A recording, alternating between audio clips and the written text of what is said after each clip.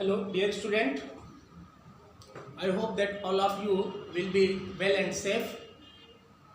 Yesterday we have discussed about pronouns and its kinds. So today I would like to proceed the topic, and I want to come on about adjective. So come on and watch. Adjective जिसे हम हिंदी में विशेषण कहते हैं,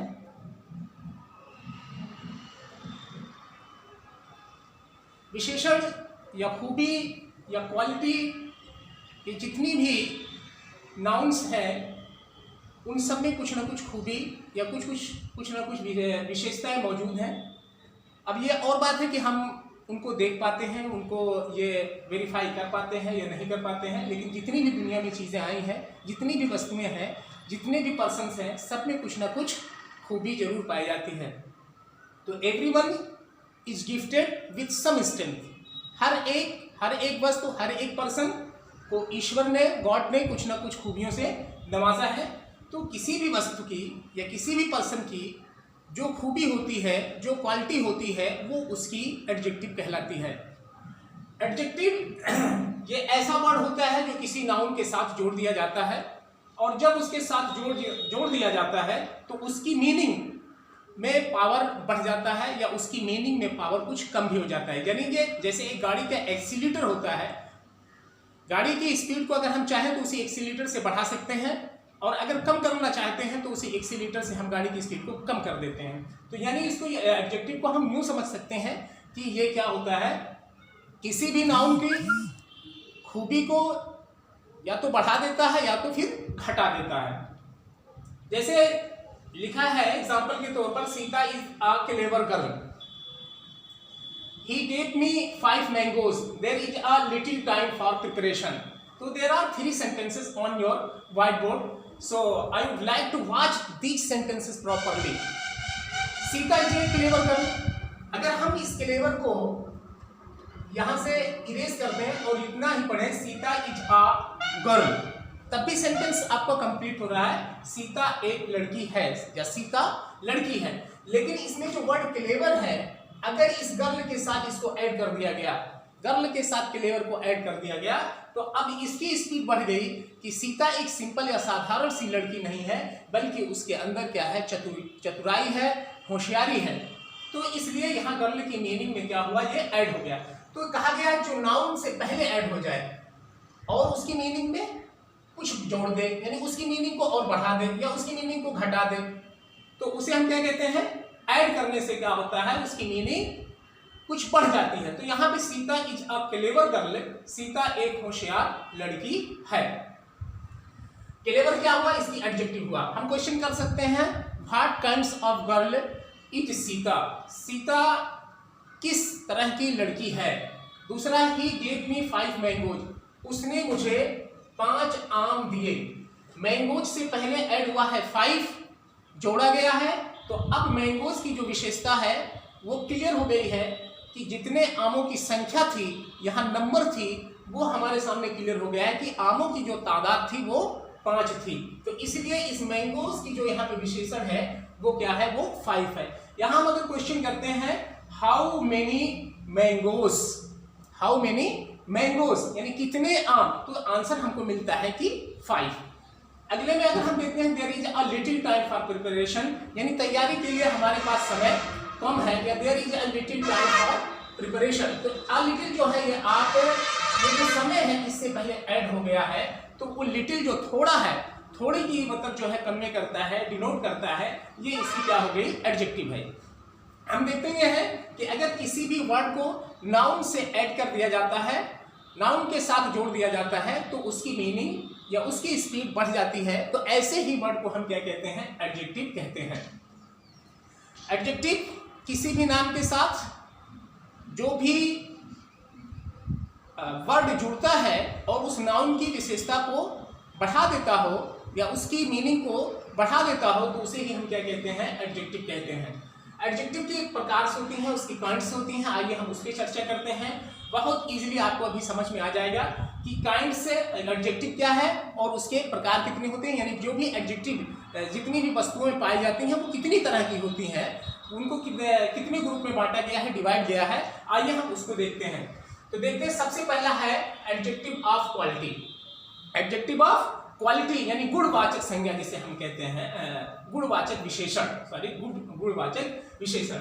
ये होता है show the kind of quality of a person और थिंग, यानी किसी भी पर्सन या किसी भी थिंग की क्वालिटी को किस हद तक बताया जा रहा है, ये इस बात को शो करता है, यानी ये गुणवाचक विशेषण होता है।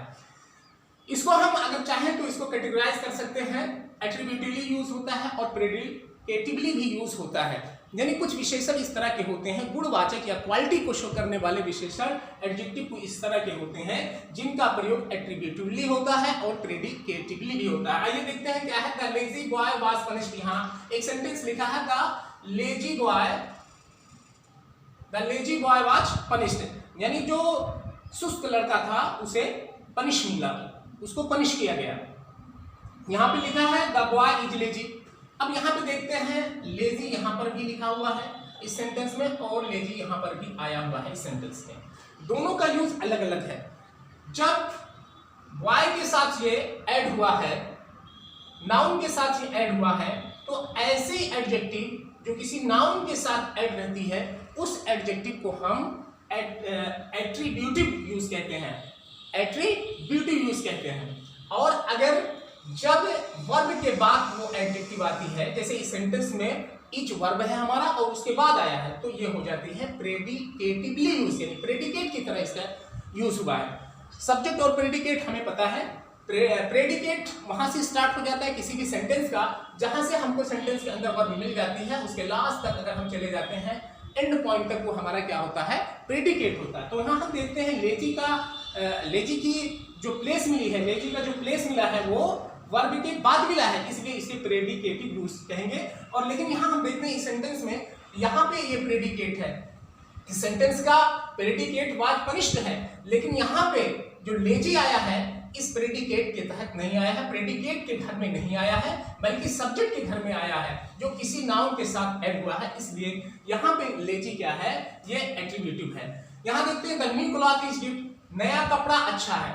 अब यहाँ पे क्लॉथ जो कपड़ा जो हेड वर्ड है, जो नाउन है, उसके साथ न्यू जुड़ा हुआ है, जो इस कपड़े की विशेषता को बता रहा है, इसकी क्वालिटी को बता रहा है। तो इसलिए यहाँ पे न्यू क्या है, एट्रीब्यूटिव यूज हुआ है। हम देखते हैं द क्लॉथ इज न्यू, कपड़ा नया है। अब यहाँ पे न्यू एक बार फिर एडजेक्टिव है जो प्रेडिकेट के घर में आया है, इसलिए यहाँ पे न्यू क्या है, प्रेडिकेटिवली यूज है और यहाँ पे एट्रीब्यूटिवली यूज हुआ है। कुछ एडजेक्टिव को हम देखते हैं जो हमेशा ऑलवेज वो उनका यूज जो होता है प्रेडिकेटिवली ही होता है, हम उसको एट्रीब्यूटिवली यूज नहीं कर सकते हैं। जैसे आपके यहाँ आपके सामने सेंटेंस लिखा I am afraid of him.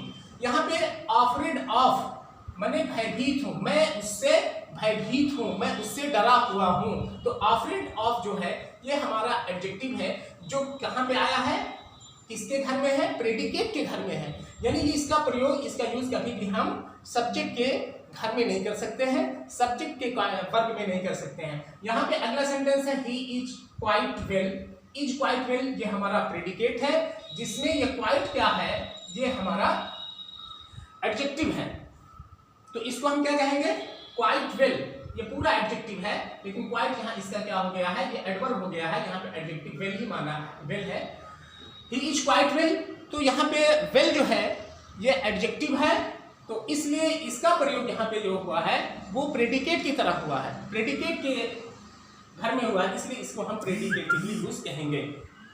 तो एडजेक्टिव ऑफ क्वालिटी को हम तीन तरह से यूज कर सकते हैं, एट्रीब्यूटिवली यूज, सॉरी दो तरह से यूज होता है, एट्रीब्यूटिवली यूज और प्रेडिकेटिवली यूज।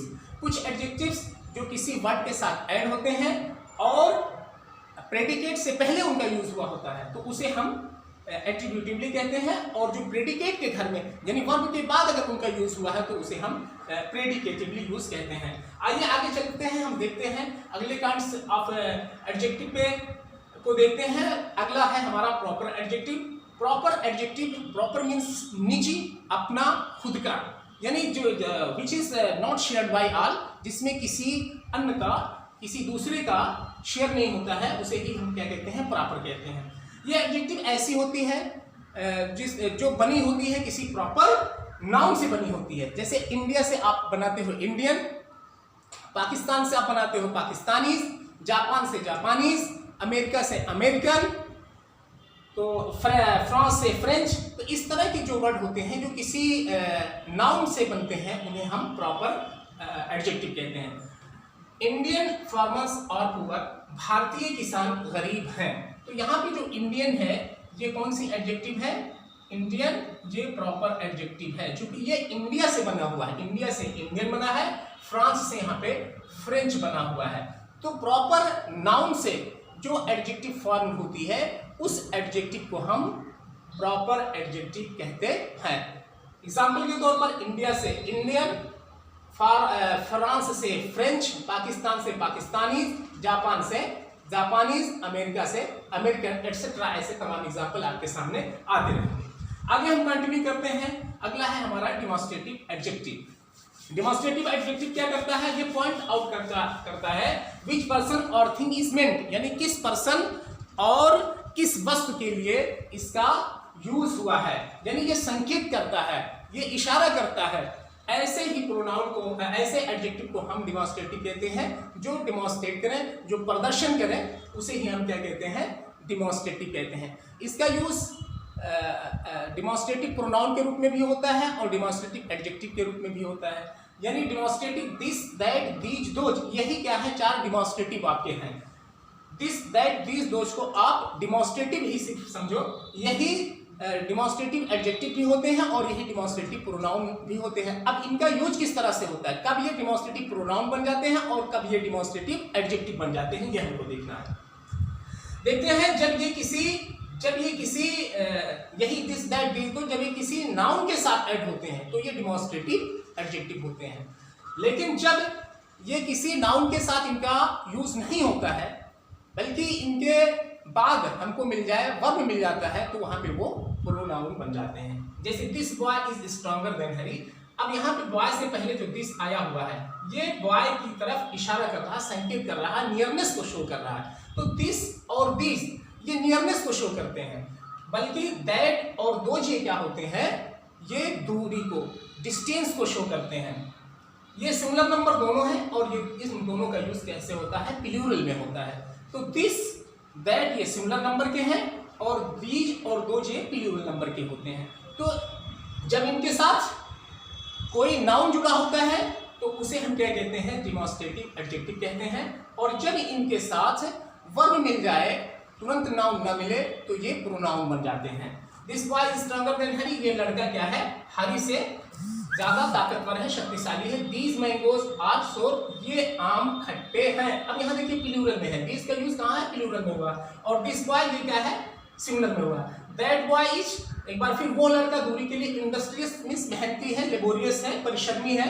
यहाँ पे दोज मैंगोज आर स्वीट, वो आम क्या है, मीठे हैं, वो आम क्या है, मीठे हैं। तो ये हो गया आपका डिमॉन्स्ट्रेटिव एडजेक्टिव। अब आगे हम बढ़ते हैं इंट्रोगेटिव एडजेक्टिव की तरफ। इंट्रोगेटिव एडजेक्टिव और इंट्रोगेटिव प्रोनाउंस, इनको हम अगर पैरेलल स्टडी कर लें, जिस तरह से डिमॉन्स्ट्रेटिव एडजेक्टिव और डिमॉन्स्ट्रेटिव को पैरेलल स्टडी करने से एकदम क्लियर हो जाता है कि यही कब डिमॉन्स्ट्रेटिव एडजेक्टिव होते हैं और कब डिमॉन्स्ट्रेटिव प्रोनाउन होते हैं। ठीक उसी तरह से इंट्रोगेटिव ये एडजेक्टिव और इंट्रोगेटिव प्रोनाउन को भी अगर हम स्टडी कर लें तो क्लियर हो जाएगा। यानी व्हाट, विच एंड हुज, ये ऐसे वर्ड जब ये किसी नाउन के साथ ऐड हो तो ये डिमॉन्स्ट्रेटिव एडजेक्टिव होते हैं। क्लियर। जैसे यहाँ पे हुज किसके साथ ऐड हुआ है, बुक के साथ ऐड है। हुज को किसके साथ ऐड किया गया है, बुक के साथ ऐड किया गया, इसलिए यहाँ पे हुज क्या है, ये डिमॉन्स्ट्रेटिव एडजेक्टिव है। वहीं नीचे हम देखते हैं हु इज भी लिखा है, वो कौन है, वो कौन है।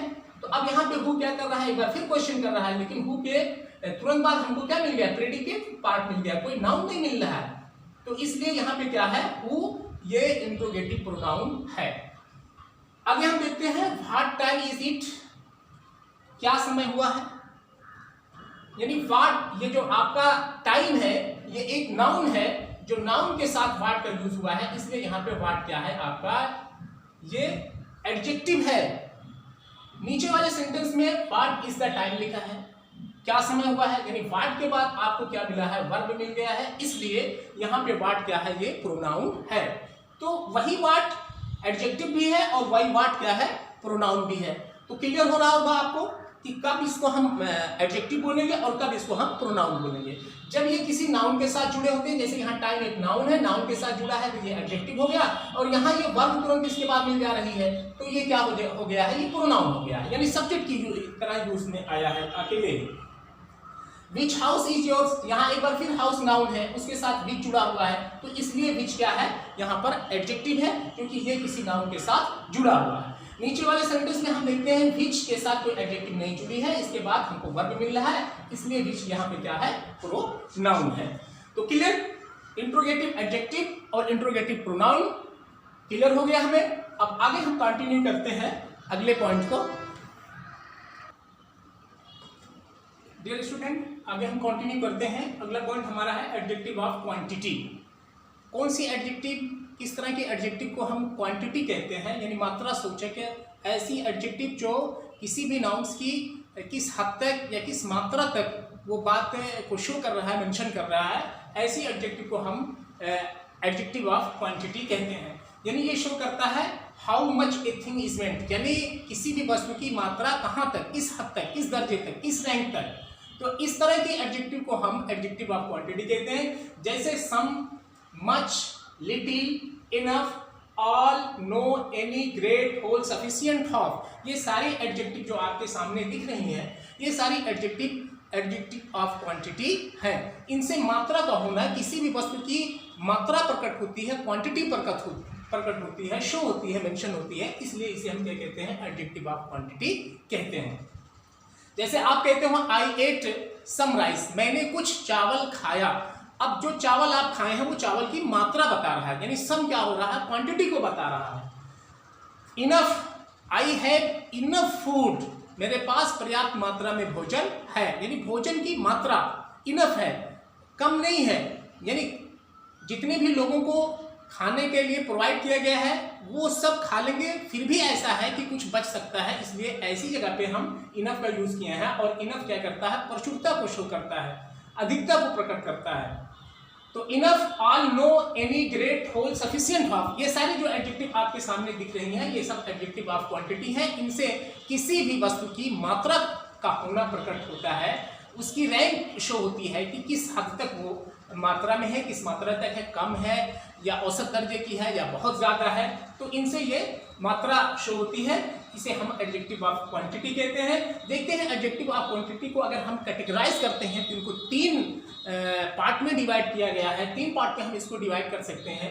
कुछ एडजेक्टिव हमारी डेफिनेट होती हैं, कुछ हमारी इनडेफिनेट होती हैं, और कुछ एडजेक्टिव जो होती हैं वो होती हैं डिस्ट्रीब्यूटिव।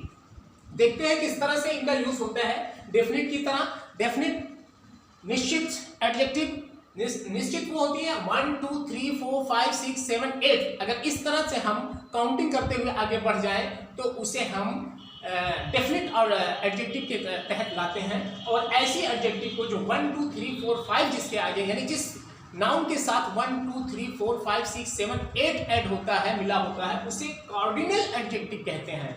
लेकिन किसी भी एडजेक्टिव के साथ first, second, third, fourth, fifth, sixth, seventh etcetera, इस तरह से अगर हम क्रम से बढ़ते हुए कोई भी नाउन के साथ ये जुड़ी हुई मिलती हैं तो उसे हम ऑर्डिनल कहते हैं, यानी क्रम वाली एडजेक्टिव कहते हैं। एग्जाम्पल के तौर पर अगर हम देखते हैं, आप कहते हैं द हैंड हैज 5 फिंगर्स। जैसे ये मेरा हैंड है, इसमें कितनी उंगलियां हैं, 5। तो ये क्या है, 5 जो है ये हमारा संख्या को शो करता है। और कैसी, निश्चित संख्या 5, ये निश्चित है, डेफिनेट है, इसलिए हम इसको क्या कहेंगे, डेफिनेट एडजेक्टिव कह रहे हैं। तो द हैंड हैज 5 फिंगर्स, हाथ में 5 उंगलियां हैं, ये 5 हमारा क्या है, ये डेफिनेट एडजेक्टिव है। जो ये क्या कहते हैं 5 फिंगर्स जो हमारा नाउन है उसके साथ ऐड हुआ है, और ये 5 क्या शो कर रहा है, डेफिनेटली शो कर रहा है, डेफिनेट होने शो करता है, इसलिए हम इसको क्या कहते हैं, या कॉर्डिनल एडजेक्टिव के तहत जो है डेफिनेट आर्टिकल में आएगी।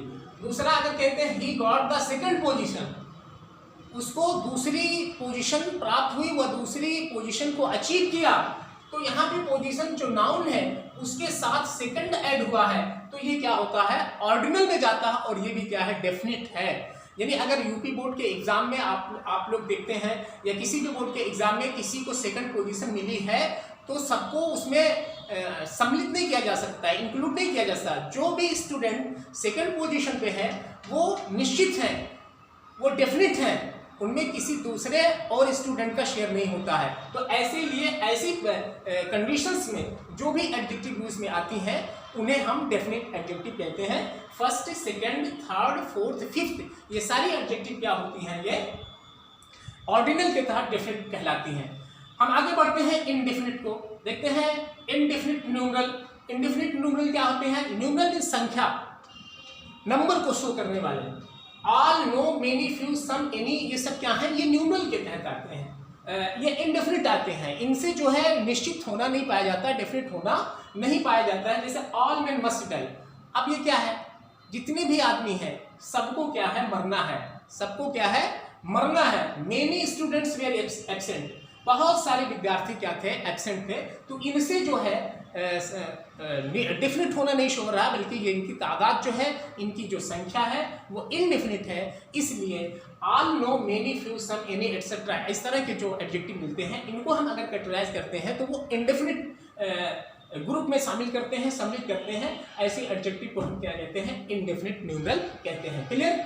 आगे हम बढ़ते हैं डिस्ट्रीब्यूटिव एडजेक्टिव, जो डिस्ट्रीब्यूट करते हैं, जिसको हम बंटवारा कहते हैं, बांटना कहते हैं, और सबके लिए प्रयुक्त होता है। यानी किसी भी सेंटेंस में जब ईच या एवरी या ईदर या नीदर आ जाते हैं तो वो सेंटेंस के अंदर जितने भी पर्सन हैं उन समस्त को शो करने के लिए इनका यूज किया जाता है डिस्ट्रीब्यूटिव। जैसे ईच, एवरी, ईदर और नीदर, ये सब हमारे क्या है, ये डिस्ट्रीब्यूटिव है। जैसे यहाँ पे एक एग्जाम्पल है, ईच बॉय केम, प्रत्येक लड़के आए, प्रत्येक लड़के यानी जितनी लड़कों की बात कही गई थी उनमें से कोई भी छूटा नहीं, बल्कि सब लोग क्या हुए, चले आए। तो इसलिए ईच यहाँ क्या होता है, ये डिस्ट्रीब्यूटिव यूज हुआ है इसका। ईच का यूज यहाँ डिस्ट्रीब्यूटिव है, क्योंकि ये प्रत्येक को सेंटेंस के अंदर जितने भी पर्सन थे उन सब के लिए क्या किया गया है, के लिए मेंशन हुआ है, डिनोट कर रहा है। इसलिए हम इसको क्या कहते हैं, डिस्ट्रीब्यूटिव एडजेक्टिव कहते हैं। आगे हम देखते हैं कि अगर हम इस एडजेक्टिव ऑफ क्वांटिटी को, जो ये एडजेक्टिव्स हैं इनको, यही एडजेक्टिव हमारी नंबर भी होती हैं और यही एडजेक्टिव क्वांटिटी को भी शो करते हैं। तो कभी कभी एडजेक्टिव ऑफ क्वांटिटी और एडजेक्टिव ऑफ नंबर्स शो करने के लिए लिमिटेड एडजेक्टिव का यूज करते हैं, तो उन्हीं को कभी उनके यूज पे डिपेंड करता है कि किस तरह से इनका यूज किया जा रहा है। अगर वही एडजेक्टिव क्या कहते हैं, नंबर के तहत अगर नंबर शो करता है, मेंशन करता है, तो एडजेक्टिव ऑफ नंबर कहलाएगा। और उनसे क्वांटिटी अगर पाई जाती है तो एडजेक्टिव ऑफ क्वांटिटी पाई जाएगी। जहाँ पे ये दोनों एग्जांपल आपके सामने मौजूद है, यहाँ भी सम है और यहाँ पर भी सम है, और यहाँ पे ऑल है, देख रहे हैं, और यहाँ पर भी ऑल है, दोनों कॉमन है। यानी इस सेंटेंस में भी सम और इस सेंटेंस में भी सम, लेकिन यहाँ पे सम क्वांटिटी को मेंशन कर रहा है, क्वांटिटी को शो कर रहा है, लेकिन यहाँ पे सम क्या है, नंबर को शो कर रहा है। इसलिए यहाँ पे सम एडजेक्टिव ऑफ नंबर है और यहाँ पे सम क्या है, एडजेक्टिव ऑफ क्वांटिटी है। तो कुछ एडजेक्टिव जो होती है वो कॉमन होती है, एडजेक्टिव ऑफ नंबर में भी होती है और एडजेक्टिव ऑफ क्वांटिटी में भी होती है। देखना ये होता है कि इनका यूज किस तरह से हो रहा है। अगर उनका यूज एडजेक्टिव ऑफ नंबर के तहत हो रहा है, उनसे संख्याएं मेंशन हो रही तो हम उसको एडजेक्टिव ऑफ नंबर कहेंगे, और उनसे अगर मात्रा शो हो रही है, क्वांटिटी शो हो रही है, तो उसको हम एडजेक्टिव ऑफ क्वांटिटी कहेंगे। जैसे राइस है, राइस से पहले ऐड हुआ है, राइस अनकाउंटेबल है, इसको हम काउंट नहीं कर सकते, गिन नहीं सकते हैं, इसलिए यहाँ जब अनकाउंटेबल नाउन के साथ ये जुड़ा हुआ है तो इसलिए ये क्वांटिटी को शो कर रहा है। वॉइस को हम गिन सकते हैं, काउंट कर सकते हैं, इनके साथ सम ऐड हुआ है, जुड़ा हुआ है। वॉइस नाउन काउंटेबल नाउन के साथ ऐड हुआ है, इसलिए यहाँ पे सम क्या है, एडजेक्टिव ऑफ नंबर है। दूसरे हम देखते हैं अगले सेंटेंस में, he has lost all his wealth, वो अपना पूरा धन खो दिया, अपना पूरा धन उसका क्या हो गया, खो दिया।